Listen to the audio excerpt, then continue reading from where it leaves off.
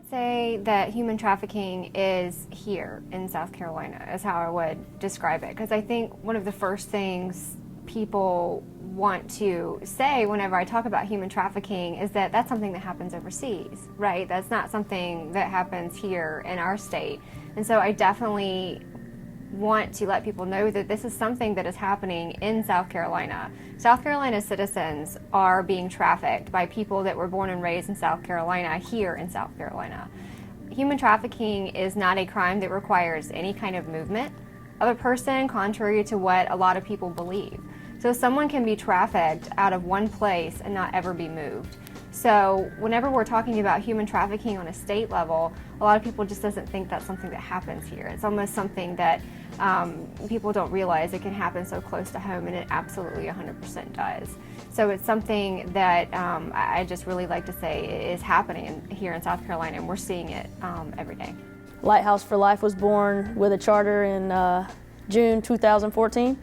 And the two things that we're striving to do is, one, to raise awareness across the state and in the name of prevention, just trying to make sure that people understand that it is happening and it can happen to them, and that if we can educate them well enough and give them resources and whatnot, that possibly will prevent people from becoming trafficked. And then the other thing is that we're striving to open a safe house that will be a place, for girls that are 12 to 21 to come as a survivor. I think everybody's born with a certain vulnerability because everybody wants to be accepted and liked and valued and treated as special and unique. And 70% of the 100,000 minors that get trafficked every year in the U.S. have had some form of interaction with DSS or foster care in their background, so they are at a higher risk. And the other 30%, they aren't, though. They come from possibly two-parent homes in a good neighborhood and everything, and on the outside might look like the all-American teenager. But the way that it happens, whether it's from someone that the child already knows, or if someone comes in and builds a relationship with them, most of the time it's just that word, it's relational. And the person comes in, whether it's an older male, 20s, dating somebody who's 14, 15, and acting as though he's their boyfriend and telling them how beautiful they are and buying them nice things and maybe even texting them all the time. And whereas the girl doesn't understand that that's so scary for him to be trying to know where she is all the time and jealous and isolating and all that, she might think, oh, well, he's sweating me and he's real happy that I'm his and he doesn't want anybody else to have me. So it happens most of the time relational. The local police officers will refer to them as Romeo pimps. And then the least frequent is what you would call a gorilla pimp, which would be like the kidnap scenario. And that has happened and does happen, but 9 times out of 10, it is through some form of manipulation or even a blackmail type scenario. That happens too. I guess I think it's important that people know what happens, one, in America, and what happens in neighborhoods or in families that you wouldn't expect those things to happen. Something that's really important to me is that people don't overlook, like a well-kept yard or a child with A's or a child that can even appear happy, because we often look to like someone maybe who doesn't appear to be well-fed, or someone who maybe they're not as clean as the child sitting next to them in the classroom, but from all intent and purpose, on the outside my family looked like a typical normal family. But the reality is my parents started selling me to other family members and people in and out of our community when I was 3 years old. I was a very good student because I knew that for me, education was my key out of my family situation.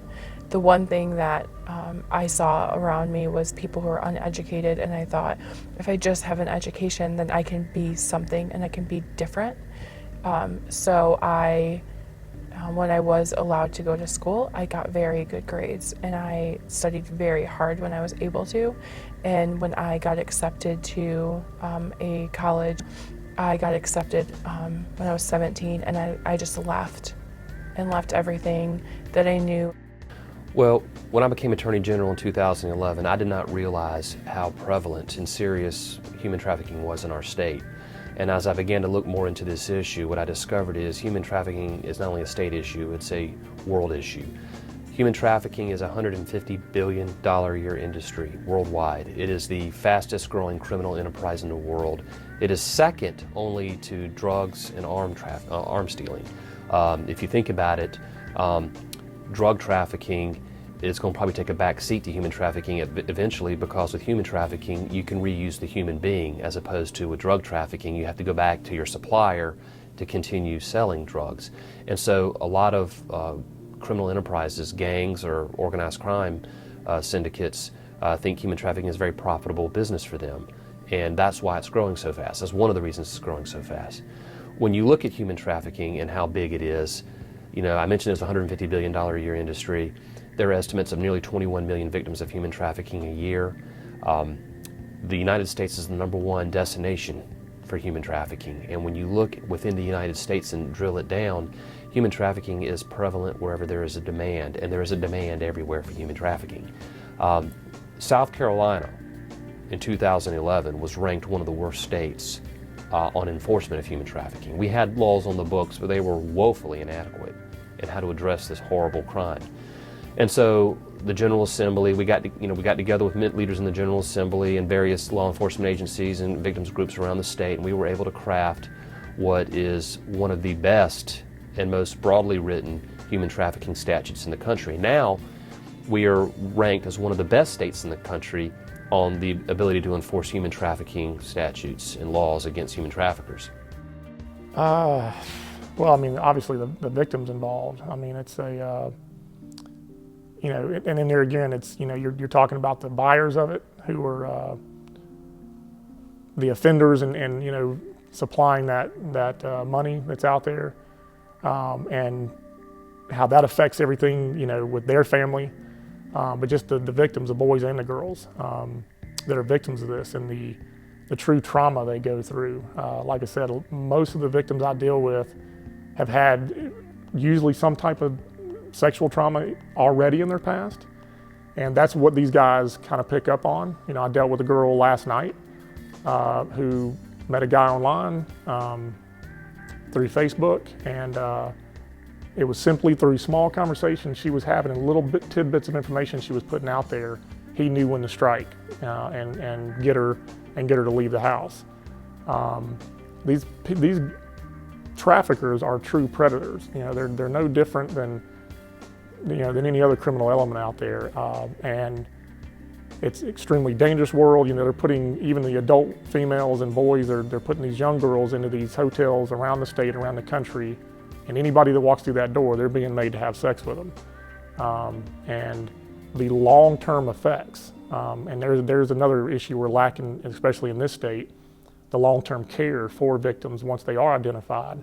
But the long-term effect this has on victims is, you know, well, obviously probably never ending for them, but, and then with the lack of services we have around the state, some of them don't even really get help for it. And so they have the potential to, you know, get back into that cycle, which I see a good bit of. Girls are getting back into the same thing. You know, my first case was a 15-year-old girl. I dealt with her just a few months ago. Now she's 17 and she's right back in the same situation. And that breaks your heart to see. So it needs to end for obvious reasons. You know, it's kind of a, I guess that's kind of a hard question to ask. Just, you know, it almost seems obvious why it should end, but just, you know, this is one of those crimes that's, you know, it's like child pornography, or, you know, when somebody takes that to the next level and they're touching a live victim, or they're you know, sexual exploitation of a minor. You know, they're true predators, and it's a long-term, lasting effect it has on these victims. I think that's the one thing that people forget about children, is that, or teenagers or young adults or women or boys, you know, who are in these situations, like, there's still like a little fire in there that you can't take away. And there's like a part of me that wasn't touched, and that part of me exists, and that part of me keeps me going forward. But I think that part of me ultimately is a gift from God. I don't think that part of me is something that I created or is like strength, but I drew up a well myself. I think that, and it took me a long time to truly believe this and like hold on to it, but there's a scripture that says, it's in the Bible, and it says, it's in Genesis 50:20, you intended to harm me, but God meant it for good, what is now being done, the saving of many lives.